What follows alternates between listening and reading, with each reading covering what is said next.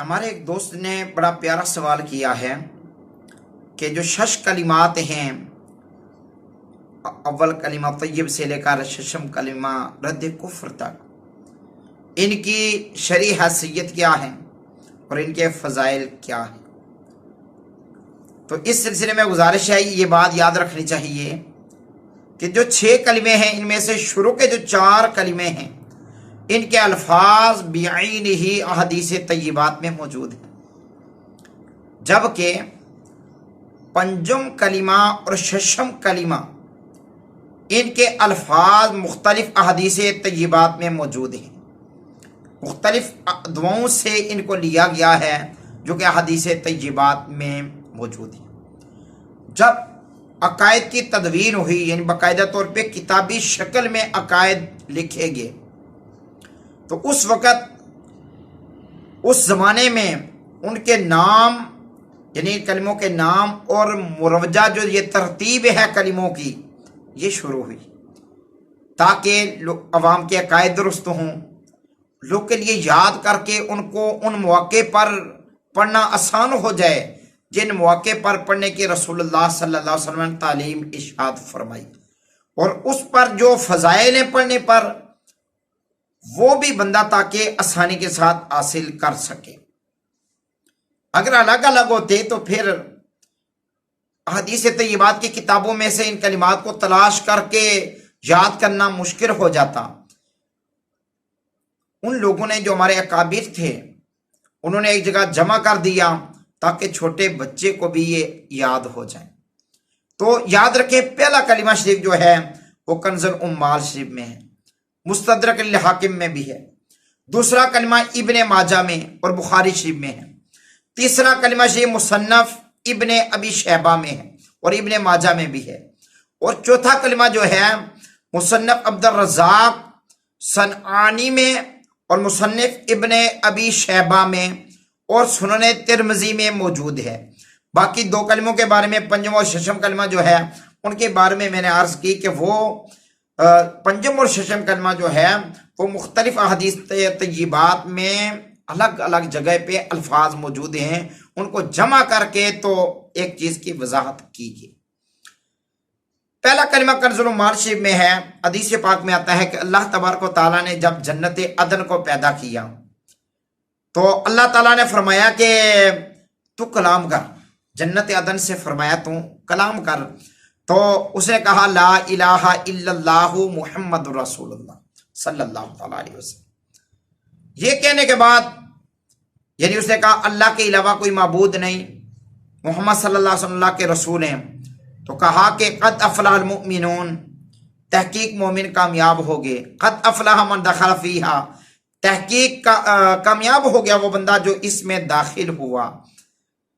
اور شقی ہے وہ آدمی جو جہنم میں داخل ہوا۔ اسی اعتبار سے ایک اور روایت بھی موجود ہے پہلا کلمہ شریف کے بارے میں کہ عرش پہ یہ بات لکھی ہوئی ہے، مستدرک للحاکم میں یہ بات موجود ہے کہ عرش پہ یہ بات لکھی ہوئی ہے کہ لا الہ الا اللہ محمد رسول اللہ، کہ جس بندے نے لا الہ الا اللہ محمد رسول اللہ کہا اس کو عذاب نہیں دیا جائے گا۔ یہ پہلے کلمہ شریف کی فضیلت ہوگی۔ دوسرا کلمہ شریف جو ابن ماجہ کے اندر ہے کہ وہ حضرت سیدنا انس بن مالک رضی اللہ تعالی عنہ سے روایت ہے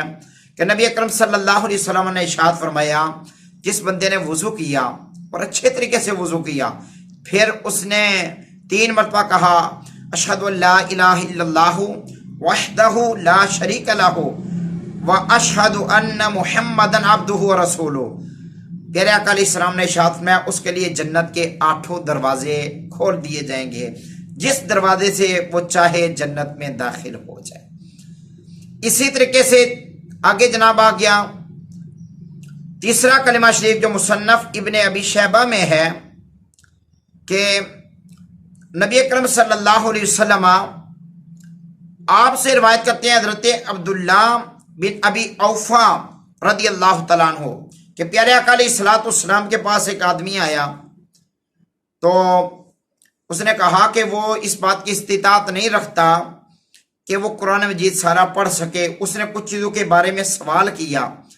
تو پیارے آقا علیہ السلام نے فرمایا کہ تم اس طرح کیا کرو، اگر زیادہ کچھ نہیں پڑھ سکتے یہ پڑھا کرو سبحان اللہ والحمد للہ ولا الہ الا اللہ واللہ اکبر ولا حول ولا قوت الا باللہ. ہل علی العظیم کے الفاظ اس حدیث پاک میں موجود نہیں. دوسری حدیث پاک میں جو سنن ابن ماجہ ہے اس کے اندر یہ باقاعدہ طور پہ یہ الفاظ ہل علی العظیم کے بھی موجود ہیں. اسی طریقے سے جناب چوتھا کلمہ شریف جو ہے وہ یہ ہے کہ رسول اللہ صلی اللہ علیہ وسلم نے ارشاد فرمایا، حضرت عبد الرحمن بن غنم یہ روایت کرتے ہیں پیارے آقا علیہ السلام سے کہ جس نے ہر نماز کے بعد کہا، تو ایک میں یہ کہ نماز کے بعد کلام کرنے سے پہلے یہ بات کہی، نماز جب ختم ہوئی کوئی بات نہ کی، یہ بات کہی لا الہ الا اللہ وحدہ لا شریک لہ لہ الملک ولہ الحمد یحیی و یمیت. تو پیارے آقا علیہ السلام نے فرمایا کہ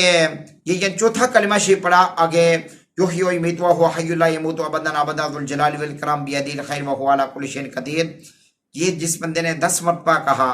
اللہ تعالیٰ ہر مرتبہ کہنے کی وجہ سے اس کے 10 نیکیاں نامہ اعمال میں لکھ دے گا، 10 گناہ مٹا دے گا، 10 درجات بلند فرما دے گا. اور اس کے بعد جناب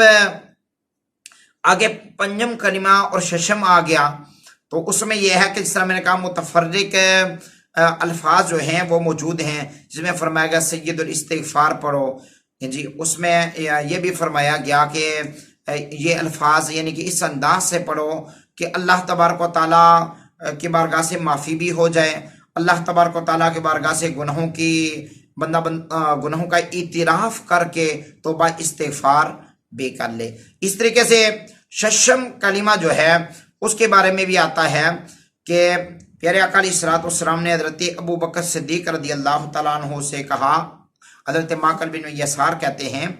کہ میں ابو بکر صدیق رضی اللہ تعالیٰ عنہ کے ساتھ نبی اکرم صلی اللہ علیہ وسلم کے پاس کیا، تو آقا علیہ السلام نے فرمایا اے ابو بکر،